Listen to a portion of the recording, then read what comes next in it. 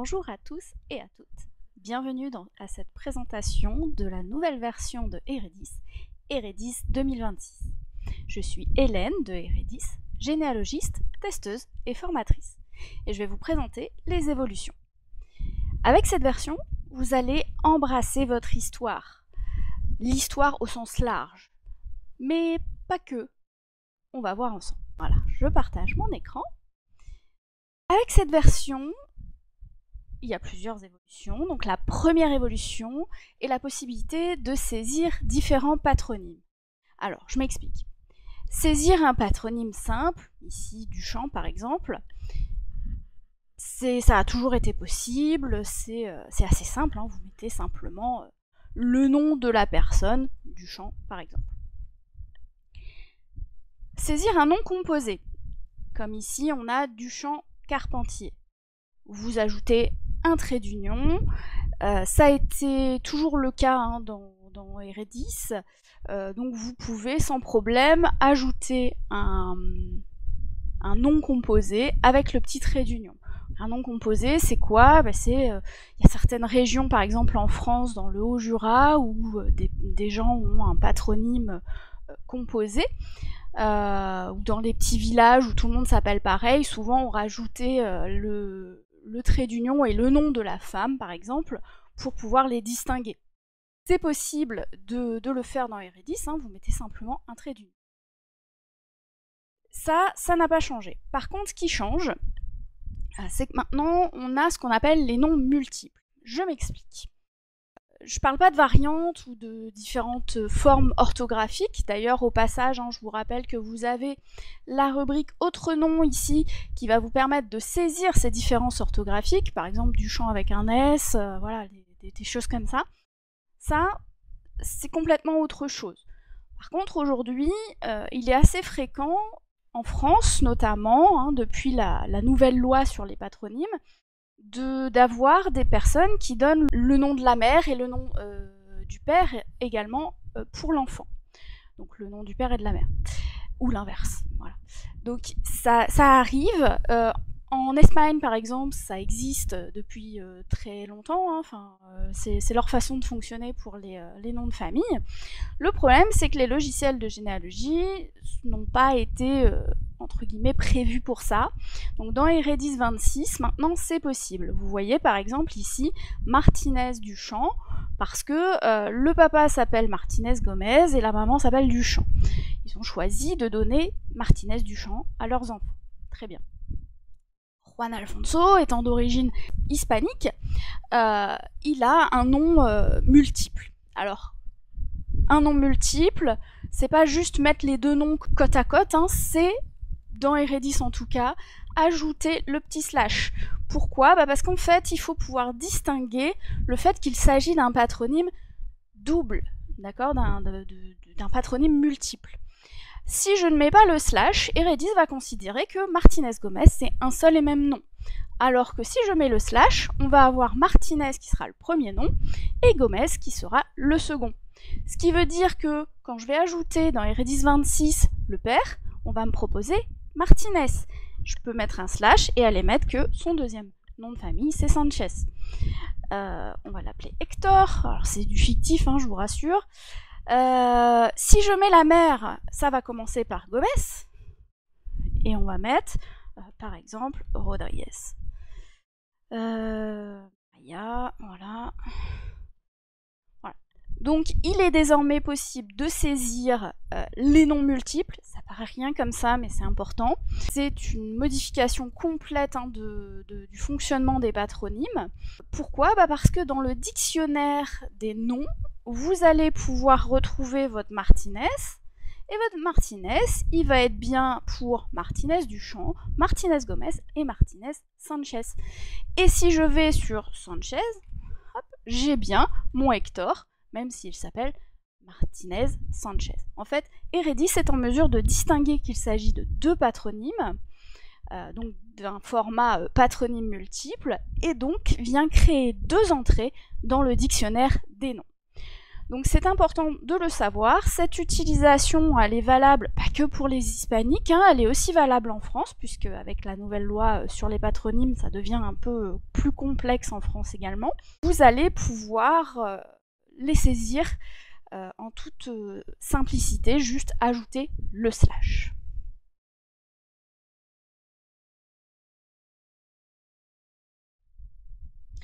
Alors, la seconde évolution. Je vais repasser simplement pour l'instant sur la webcam. Donc la seconde évolution, elle s'adapte également aux sociétés actuelles. Chez nos ancêtres, il arrivait parfois, mais de manière assez marginale finalement, d'avoir plusieurs couples de parents. On pouvait avoir des parents biologiques, des parents adoptifs par exemple.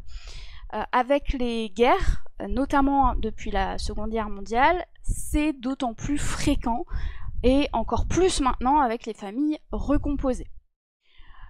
Ça devient donc important de pouvoir saisir plusieurs parents, plusieurs couples de parents.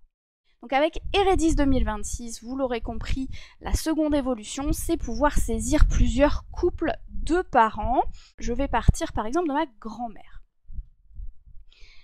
Vous pouvez saisir assez facilement des parents adoptifs, des parents biologiques bien sûr, des tuteurs légaux, des familles d'accueil, etc. Donc par exemple, ma grand-mère. Ma grand-mère, biologiquement parlant, a priori, d'après ce qu'on dit dans la famille, elle est issue de Octave Floquet et Marie-Mathilde Bouillard. Par contre, officiellement, pour la loi, elle est la fille du premier mari de sa mère, d'accord? Pourquoi? Parce qu'en fait, Marie-Mathilde s'est mariée une première fois, il y a eu la guerre, après la guerre, elle a divorcé de son mari, par contre ils ont été séparés pendant un certain temps, et avant que le divorce soit prononcé, elle est tombée enceinte, d'accord? Le divorce a été prononcé moins de 300 jours avant la naissance de ma grand-mère. Donc officiellement, je sais que c'est ridicule, mais c'est comme ça, officiellement, ma grand-mère était la fille du premier mari. Mais en vrai, biologiquement, c'était le second mari de mon arrière-grand-mère. Donc j'ai saisi effectivement le père biologique, la mère biologique, et puis alors par contre j'ai fait une erreur, j'ai pas changé le rôle, j'ai laissé parents adoptifs, en fait c'est parents officiels, père officiel, je vais même mettre. Voilà, ça c'est juste que je l'ai pas changé pour vous montrer comment on fait. Donc vous pouvez ajouter autant de couples de parents que vous le souhaitez, vous le sélectionnez s'ils existent déjà, s'ils n'existent pas, vous les saisissez, hein, comme à chaque fois que vous ajoutez un individu dans Eredis, et surtout vous pensez à modifier le rôle de parent. Donc vous avez pu voir avec le petit crayon que j'ai modifié, donc on a plusieurs rôles, hein, biologiques et adoptifs, ça c'est les rôles de base, j'ai envie de dire, et puis on sait qu'il y a plein d'autres cas, il y a les tuteurs légaux, les familles d'accueil, enfin voilà, il y a énormément de possibilités, des familles nourricières aussi, dans le passé. On a donc la possibilité avec autres de saisir un autre type de rôle, d'accord? Donc n'hésitez pas à l'utiliser. Vous pouvez aussi avoir des couples de parents monoparentales, hein, c'est-à-dire une seule personne, par exemple dans le cadre des enfants naturels, hein, vous pouvez avoir un père adoptif et un couple tout seul, hein, de juste la mère. C'est possible aussi, ce qu'on appelle les familles monoparentales, hein, les parents monoparentales. Donc dans ce cas-là, si sa mère avait été uniquement toute seule comme étant la mère biologique et c'est tout, je peux la saisir de cette façon-là. Je peux aussi dire que elle a un vrai père biologique et qu'elle a un père officiel. Donc à vous de vous approprier ce système qui va vous permettre de mieux recréer les familles qui sont les familles biologiques. Alors par contre, à savoir, c'est important, vous avez cet onglet parents qui vous permet de saisir. Par contre, dans la famille XXL, dans l'onglet graphique également, ou même dans les arbres, dans les livres et dans les fiches, le couple de parents que l'on va indiquer comme étant l'ascendant, les ancêtres, sera celui avec la petite étoile, parce que c'est le couple de parents principal. D'accord ? Donc, choisissez bien le couple de parents principal que vous voulez avant de créer vos documents. Donc, par exemple, si je fais un arbre avec octave floqué ici, comme couple, hein, avec la mère, ça va me créer son arbre ascendant biologique, puisque c'était son père biologique. Si je viens mettre la petite étoile sur le père officiel, eh bien je peux créer un arbre de l'ascendance officielle. D'accord ? Donc choisissez bien avant de lancer la création des arbres ici, des livres. Alors dans les livres, on vient citer quand même les autres couples de parents, également pour les fiches, on vient citer les autres couples de parents. Mais pour les autres cas, pensez à bien choisir votre couple de parents principal. Dans graphique, il y a une petite... alors j'en parle tout de suite, tant pis, j'avais prévu à la base d'en parler plus tard. Vous avez la possibilité de choisir dans les roues quel couple de parents afficher. Donc si vous voulez finalement plutôt afficher l'ascendance officielle, il vous suffira de choisir le couple en question. Voilà, donc ce qui change pour les saisies de parents, la possibilité de saisir des parents multiples.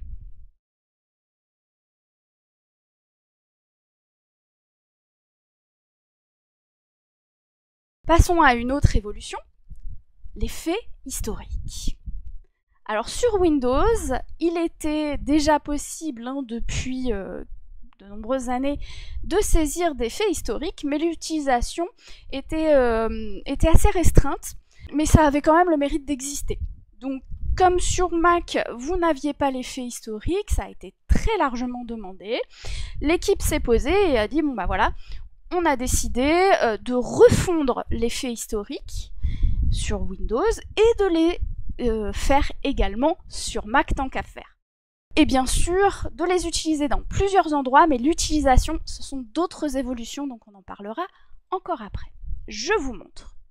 Que l'on soit sur Mac ou sur Windows, peu importe, on a tous une palette histoire. Elle se présente un tout petit peu différemment sur Mac, c'est juste pas des onglets comme ça, c'est juste que vous avez plusieurs lignes, mais vous avez aussi histoire. Histoire, qu'est-ce que ça vient faire ? Ça vient vous montrer les différents faits historiques que nous vous avons mis par défaut.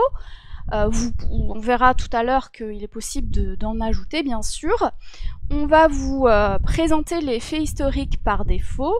Et s'il y a une date de naissance et de décès, on va symboliser la vie de la personne avec un trait noir devant les faits qu'il a pu vivre. D'accord ? Donc de l'année de sa naissance jusqu'à l'année de son décès. Donc là, hop, on va descendre, hop là, j'étais un peu vite.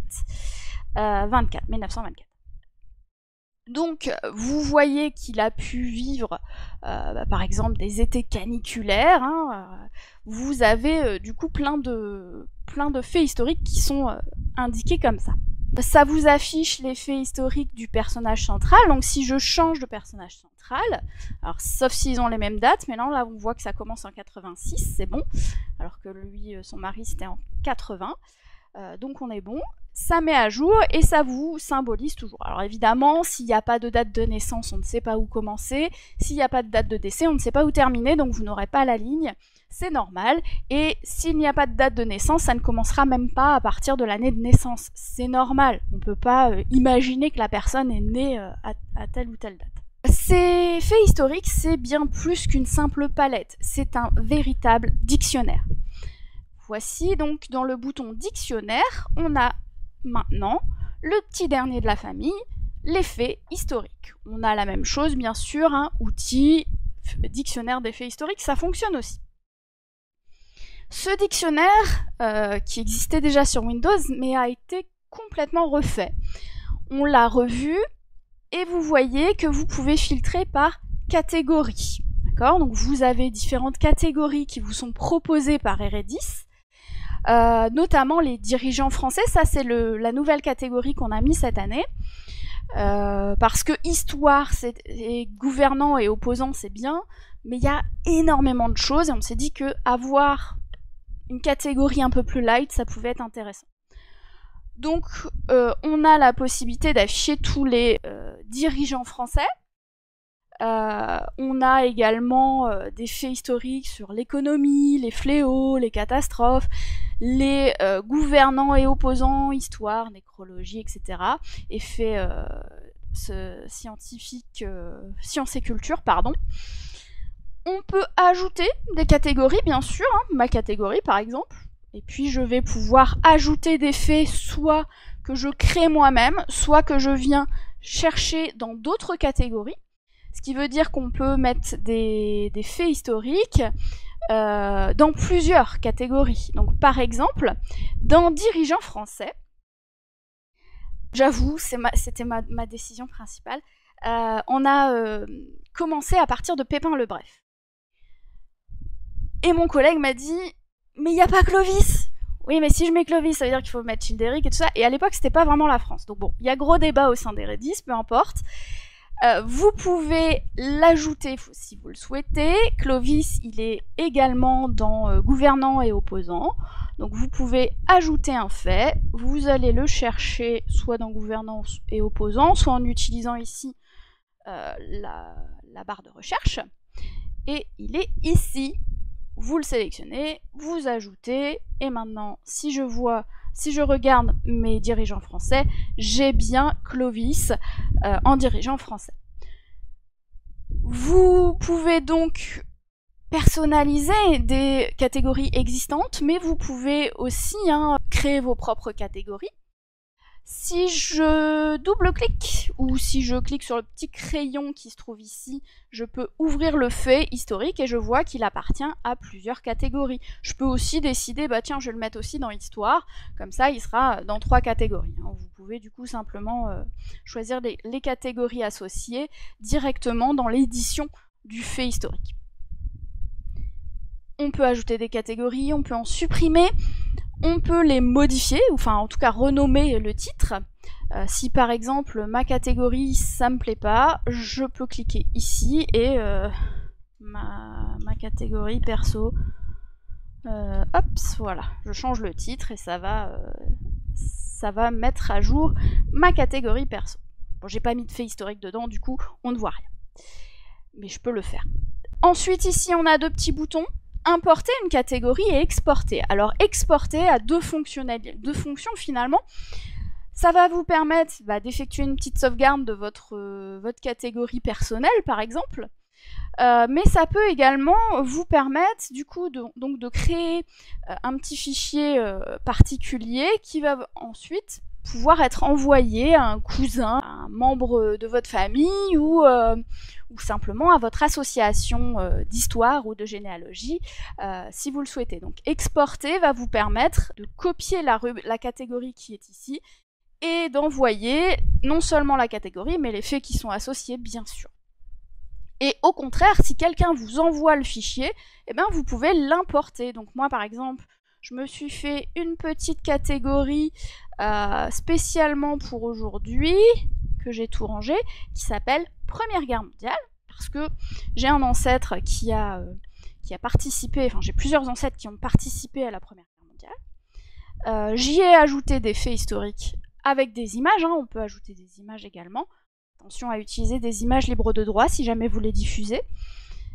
Et j'ai créé du coup cette petite catégorie. Alors, vous allez me dire, c'est sympa, mais c'est qu'un dictionnaire. Alors, la suite. La suite, c'est pas uniquement créer des catégories, ajouter des faits historiques, ça c'est sympa, mais il y a un but derrière. Et le but, c'est, entre autres, l'évolution suivante, qui permet de les utiliser, et qui s'appelle la frise individuelle. Alors, Je vous repartage mon écran. La frise individuelle se trouve dans Histoire, mais l'onglet Histoire qui est ici. Et vous avez ici frise individuelle. Je vais dézoomer un peu parce que lui il a beaucoup de faits, d'événements de saisie. Donc on va vous afficher la frise individuelle avec la ligne de vie de la personne, du personnage central, d'accord? Donc si je navigue sur un autre individu, ça sera un autre individu qui sera affiché. Évidemment, s'il n'y a pas d'événement saisi, il n'y aura rien, ça sera marqué données absentes ou quelque chose comme ça. Pas de données. Vous avez donc une ligne de temps ici en bas. Vous pouvez choisir de la mettre en haut si vous préférez. Vous avez donc la ligne de temps qui part de l'année de naissance de la personne jusqu'à son décès. On a, avec les petits points, je vais zoomer un peu, les différents faits, enfin les différents événements, qu'a vécu la personne. Ce sont ses propres événements à lui. Et en dessous, on va avoir les événements qu'il a pu vivre, mais qui appartiennent à d'autres personnes, comme la naissance de son fils, le décès de son père, etc. Donc vous avez ce qu'on appelle les événements croisés, c'est-à-dire les événements des proches qui apparaissent dans la partie inférieure de la frise. Je vais dézoomer un peu. On peut changer l'échelle, là elle est sur 10 ans, je peux mettre 5 ans, 1 an, etc. Je peux élargir un peu, alors là j'ai décoché la grille, je vais la remettre. Hop, je vais élargir un peu pour y voir un peu plus clair, parce qu'avec tous ces événements, on n'y voit pas grand-chose. Je peux zoomer, dézoomer, etc. Et vous voyez qu'on a des faits historiques ici. Donc ça peut être utile de se faire ses propres catégories, on en parlera juste après. Sachez qu'il existe 2 modes d'affichage, le mode ligne, hein, c'est ce qu'on a ici, et le mode case. Alors, le mode case permet du coup d'avoir des cases pour chaque événement de la personne ou les événements croisés également. L'avantage du mode case, c'est que vous allez pouvoir personnaliser. Donc si je clique sur personnaliser, je vais pouvoir par exemple mettre une couleur à toutes les naissances. Alors attention à la couleur que vous choisissez. Si vous choisissez une couleur trop foncée, du coup le texte n'apparaîtra plus et on n'y verra plus rien. Donc soyez vigilants, ne mettez pas des couleurs trop foncées. Donc par exemple ici, j'ai décidé que pour tous les événements de naissance, ils apparaîtront en vert. Quand je valide, j'ai bien toutes les naissances qui sont en vert, que ce soit celle de mon ancêtre ou celle de ses proches. Je vais aussi pouvoir choisir donc avec le bouton personnaliser, de décocher certains événements. Par exemple, sur cette frise-là, j'ai pas forcément besoin des acquisitions, des actes notariés. Lui, il habitait tout le temps au même endroit, donc j'ai pas besoin de voir ses différents domiciles, par exemple. Donc à vous de choisir ce que vous voulez afficher, ça va s'appliquer à la fois pour le personnage central, mais aussi pour les événements croisés. Attention. Donc si vous enlevez par exemple naissance en pensant supprimer simplement l'affichage de la naissance du personnage central, non, ça va aussi se défaire pour tous les événements croisés. Vous voyez, là j'ai plus du tout les naissances des frères et sœurs. Voilà pour cette coloration qui est possible. Vous voyez également qu'on peut afficher ou non les étiquettes. Alors ce sont les étiquettes d'événements. Rappelez-vous, l'année dernière, on vous a ajouté la possibilité d'ajouter des étiquettes personnalisées. Ces étiquettes peuvent du coup être appliquées soit à un individu, soit à des événements. D'accord ? Donc là, en l'occurrence, ce sont les étiquettes d'événements. Donc par exemple, ici, on retrouve le décès de son frère et il a une petite étiquette. Si je regarde dans ma liste, le bleu, c'est « Mort pour la France ». Je peux choisir de n'afficher que les événements avec cette étiquette-là. Bon, là, il n'y a pas d'intérêt parce qu'il n'y en a qu'un, mais du coup, vous pouvez utiliser les étiquettes pour différentes possibilités, finalement, pour vous permettre de n'afficher que les événements que vous voulez avec l'étiquette en question. Donc vous pouvez afficher seulement certaines étiquettes ou toutes les étiquettes, sans les étiquettes aussi, ou les deux. Donc là, si je choisis avec ou sans, j'ai tous les événements, il n'y a pas de souci, même s'il n'y a pas d'étiquette. Donc ça vous permet de faire aussi un peu plus de tri, parce que ici, dans personnaliser, on va appliquer à tous les événements à la fois croisés et individuels et d'union, bien sûr.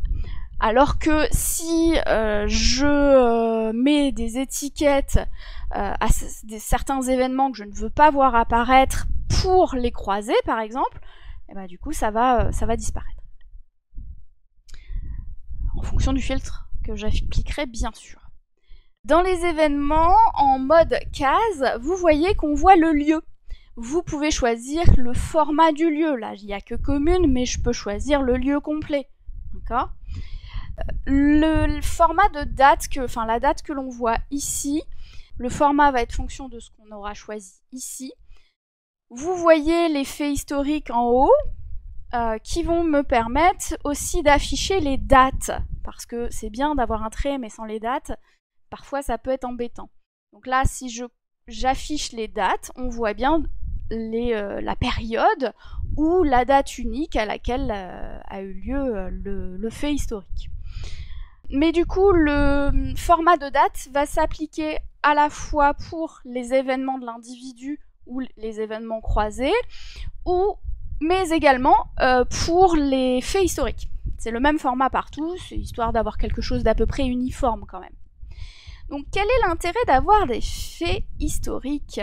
Eh bien tout simplement, par exemple, si je fais un petit travail sur la Première Guerre mondiale, je sais que cette personne a participé à la Première Guerre mondiale, je peux afficher les différentes batailles auxquelles il a participé, ou celles qu'il a potentiellement vécues.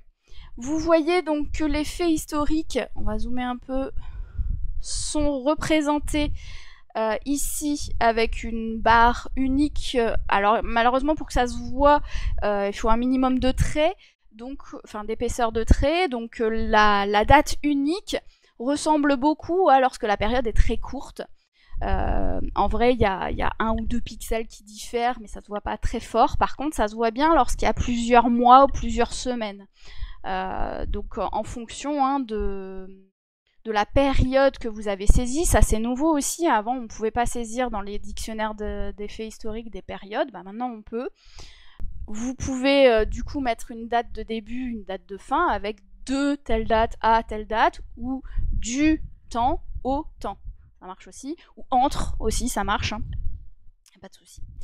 Donc cette période est symbolisée par un symbole plus ou moins large.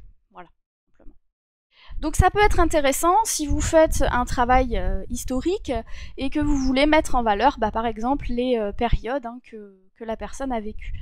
Donc maintenant, c'est à vous de vous approprier ce système, à vous de jouer avec, faites vos catégories, ajoutez-y les faits historiques qui vous sont importants, qui vous semblent importants, en fonction du travail que vous voulez faire. Est-ce que j'oublie quelque chose ? Je ne crois pas. En tout cas, pas là-dessus. Si, bien sûr, on peut exporter, bien sûr, avec la petite roue crantée. On a exporté pour impression. J'y reviendrai juste après, parce qu'en fait, dans la prochaine évolution, c'est le même module, donc je vais y revenir dans quelques secondes. Autre évolution, dans Eredis 2000, je ne sais plus combien, on vous avait mis une chronologie familiale. D'accord ? Aujourd'hui, cette chronologie familiale a été renommée parce qu'il ne s'agit plus uniquement d'une chronologie familiale, mais il s'agit d'une vraie frise familiale. Du coup, on l'a appelée frise familiale. La nouvelle évolution, c'est frise familiale. Pourquoi on l'a changé de nom ? Eh bien, tout simplement parce qu'on y a ajouté les faits historiques. Hop, on va partager. Donc, dans Arbre sur Windows, frise familiale, et c'est là qu'il y a une différence, c'est la seule cette année. Sur Mac, c'est dans Documents, Arbre, frise familiale. C'est aussi dans le bouton nouveauté, hein, c'est vrai que j'en ai pas parlé, mais si vous utilisez que ce bouton-là, l'année d'après ou la fois d'après où vous changez de version, vous ne les retrouverez plus, forcément, c'est plus des nouveautés. Donc, frise familiale, on va retrouver ce qu'on avait pour la chronologie familiale, c'est-à-dire que on va avoir la possibilité de groupement comme on l'avait avant, d'accord, en fonction du lien de famille, en fonction du nom de famille, en fonction du lieu de naissance. À vous de choisir vos groupements, je ne vais pas revenir dessus, c'est la même chose que ce qu'on a fait depuis quelques années. La différence, par contre, c'est qu'on a ajouté la possibilité d'afficher des faits historiques pour en faire une vraie frise cette fois-ci. Donc pareil, hein, vous avez le sens au bas, bien sûr. Vous pouvez afficher la catégorie par défaut qui vous fait plaisir, ou alors vos propres catégories, par exemple, pour voir qui a pu vivre, non pas sur une seule personne, mais sur plusieurs personnes qui a pu vivre à l'époque, par exemple, de la Première Guerre mondiale. Donc vous voyez du coup, hein, ici oui, là non, voilà. Donc, à vous de vous approprier ces faits historiques, c'est important.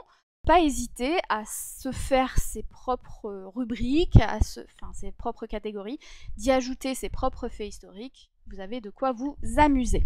Pensez à exporter pour en garder une copie quelque part. Je peux également afficher les dates dans les faits historiques, ça c'est la même chose. On retrouve vraiment les mêmes options que de l'autre côté, que sur la frise individuelle. Du coup, donc je suis ici, le bouton roue crantée dans la frise familiale et le bouton export dans la frise individuelle, c'est la roue crantée, dans la frise familiale, c'est le bouton export. Ils vont vous ouvrir tous les deux le même type de module d'export avant impression. Alors, ce module d'export avant impression va maintenant, c'est nouveau, vous permettre d'éditer le titre, parce que nous on vous met un titre par défaut, mais peut-être que ça ne vous plaît pas. Par exemple, le nom du fichier, moi personnellement je m'en fiche. Après, peut-être que vous voulez personnaliser le titre, et ne mettre que frise de la famille de Bike-Auguste, pourquoi pas. Bon, c'était marqué familial, ça allait très bien, mais voilà. À vous de vous mettre le titre que vous le souhaitez, donc ça c'est nouveau. Cette possibilité d'éditer le titre, on l'a également mis dans les roues. Je vous en parlerai dans 2 petites secondes. Grosse nouveauté, l'export PNG. Alors ça n'était pas possible auparavant. On ne pouvait exporter que en PDF. Le problème du PDF, c'est que c'est un document sécurisé, c'est un format un peu particulier. Vous ne pouvez pas inclure un PDF dans un document Word, par exemple. Donc maintenant, vous avez le bouton Export PNG. Alors après, il faut choisir la bonne taille pour bien voir, etc. Il faut choisir le bon format d'impression, bon nombre... alors sur le PNG, ça sera une page unique, mais bien choisir le bon format d'impression, c'est important, et puis surtout la bonne orientation, c'est ça que je voulais dire. Vous allez pouvoir créer du coup un fichier au format image et utiliser cette image après dans un document Word pour illustrer par exemple un livre sur quelqu'un ou sur une ascendance. Voilà. Un livre de famille par exemple. Donc export PNG, ça c'est nouveau également. On l'a donc dans la frise familiale, mais aussi dans les roues, dans la frise individuelle, pardon, je vais y arriver. On va l'avoir également dans graphique. Et si je viens ici, je me retrouve avec mon export PNG et aussi la possibilité d'éditer le titre, bien sûr. Voilà pour la frise familiale. J'ai débordé un petit peu en vous reparlant de la frise individuelle et puis des roues. Évolution suivante. L'évolution suivante donc, concerne les roues de l'onglet graphique. Je repartage mon écran. Dans graphique, vous avez la roue d'ascendance, de descendance et mixte. Je vous ai dit tout à l'heure que si vous avez un individu qui a plusieurs couples de parents, du coup maintenant vous pouvez choisir la roue à partir de quel couple de parents vous le souhaitez. D'accord ? Par exemple, je veux faire la roue de la famille officielle, ou je veux faire la roue de la famille biologique, ou de la famille adoptive, etc. D'ailleurs, ce que je ne vous ai pas précisé, c'est pourquoi il n'est pas possible de mettre les deux, de mettre tous les parents sur le même graphique, parce que déjà ici ça serait n'importe quoi, ça ressemblerait plus à une roue. Et puis dans les arbres, hein, ici, pourquoi c'est pas possible? Parce que en fait, ça serait horrible. Il y aurait des traits partout. Ça ne ressemblerait à rien, donc on a préféré vous dire de choisir le couple principal et d'éditer l'arbre ensuite pour avoir un arbre adoptif, un arbre biologique ou une roue, en l'occurrence ici, biologique ou une roue de la famille officielle. Pardon pour cette digression, j'avais oublié de préciser l'importance de bien choisir le couple principal par rapport à ça.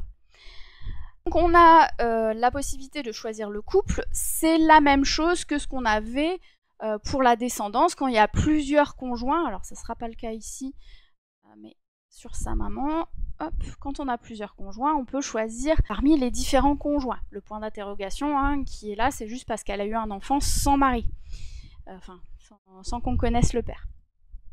Vous pouvez constater que les options de cette roue ont changé un petit peu. Alors, ce sont les mêmes options, c'est juste que ça a été réorganisé.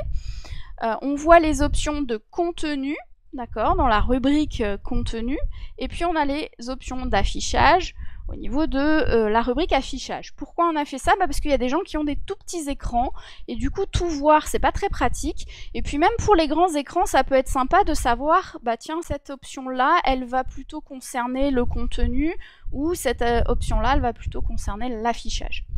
Donc c'est pour ça que l'on a réorganisé un petit peu, parce que ça devenait le bazar, on avait pas mal d'options, et c'était ennuyeux.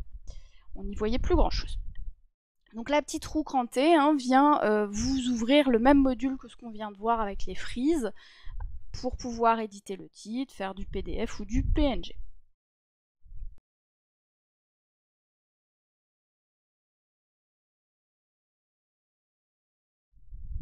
Alors, pardon, hein, je fais des petites coupures volontaires pour que vous puissiez reprendre à des chapitres si vous lisez en plusieurs fois cette vidéo. Voilà pour les principales évolutions de Eredis 2026. Il y a également une autre évolution qui est un peu différente, celle-ci. Elle concerne les archives en ligne. En fait, dans le bouton archives ici, vous n'êtes pas sans savoir que vous avez la possibilité de choisir des archives qu'Eredis vous met un lien direct pour les consulter.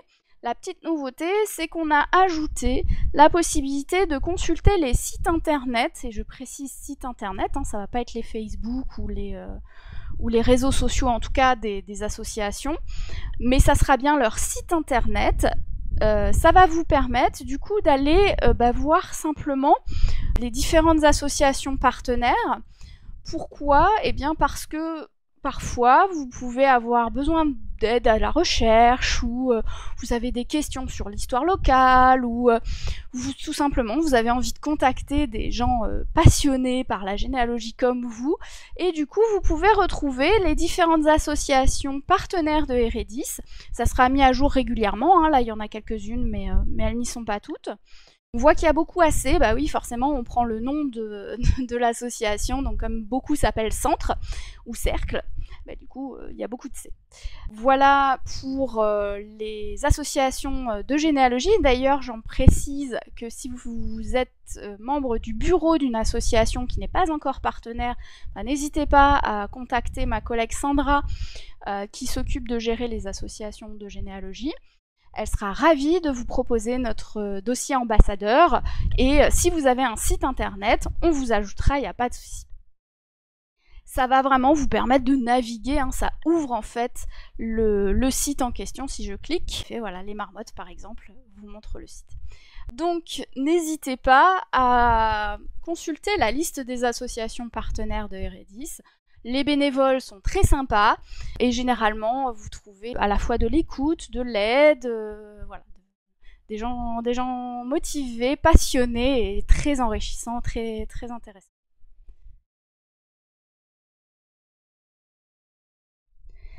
Alors, la suite, je ne vais pas pouvoir vous le partager, ce sont les versions mobiles. Les versions mobiles iOS et Android vont également évoluer. Chaque année, la version mobile correspond au numéro de version ordinateur. Donc, c'est-à-dire que Eredis 26 ne communique qu'avec Eredis 26 pour iOS ou Android. Par contre, si vous avez une version plus ancienne, c'est l'application ancienne qu'il faut utiliser. C'est pas, par exemple, si vous avez Eredis 24 sur votre ordinateur, c'est l'application Eredis 24 qu'il fallait acheter. Voilà. Aujourd'hui, ça sera Eredis 26. Donc, les versions mobiles évoluent. Elles permettent désormais d'afficher les noms multiples également et d'afficher les étiquettes personnalisées, ce qui n'était pas le cas au préalable. Voilà pour cette nouvelle version, avec un accès plutôt sur l'histoire et le partage de connaissances sur la vie de nos ancêtres. Tout simplement parce que si on ajoute des informations comme ça, des faits historiques, des choses comme ça, qu'on les relie à l'histoire générale, on risque de plus intéresser les jeunes générations, les nouvelles générations, ou même les membres de sa famille, qui vont dire « Ah bon, il a vécu », et puis voilà, et puis après c'est la discussion qui fait que vous partagez avec votre famille. Donc à vous de la découvrir. Comme d'habitude, vous pouvez l'essayer avec la version démo. Je précise un petit rappel, si vous avez un fichier Eredis dans une version précédente, et que vous souhaitez l'utiliser dans la version démo, rassurez-vous, Eredis ne va pas convertir votre fichier comme ça, là, et puis on ne peut pas revenir en arrière. Non, Eredis va faire une copie de votre fichier, il va nommer le nom de cette version copiée du nom, ça va se précéder de démo, et le nom de votre fichier, tout simplement parce que c'est celui-là, c'est cette version démo qui va être convertie à la version 26. Pourquoi on fait ça? Tout simplement parce que si la version démo ne vous convient pas, si vous vous rendez compte que finalement, ouais non, j'ai pas envie, vous pouvez quand même utiliser votre fichier habituel dans la version que vous avez avant. Alors que si vous utilisez votre fichier et qu'on ne fait pas cette copie, c'est converti, c'est trop tard. Donc c'est vraiment pour vous permettre de tester, on fait une copie et comme ça vous avez le temps de tester, ça vous convient, c'est parfait, vous pouvez l'adopter, ça ne vous convient pas, vous pouvez revenir en arrière, il n'y a pas de souci. Toute l'équipe Eredis espère que cette version vous plaira. Et vous le savez, choisir Eredis, c'est choisir de soutenir une PME française, et plus particulièrement une société coopérative française à 100% détenue par ses salariés, puisque chaque salarié d'Eredis est associé, ou va devenir associé en tout cas. Donc il n'y a pas d'actionnaire par exemple. Nous, on travaille, mais on est aussi associé, donc on prend part aux décisions. Voilà, donc merci à tous d'avoir regardé cette vidéo. L'équipe se joint à moi pour vous souhaiter une belle découverte de cette version 26 et à très bientôt!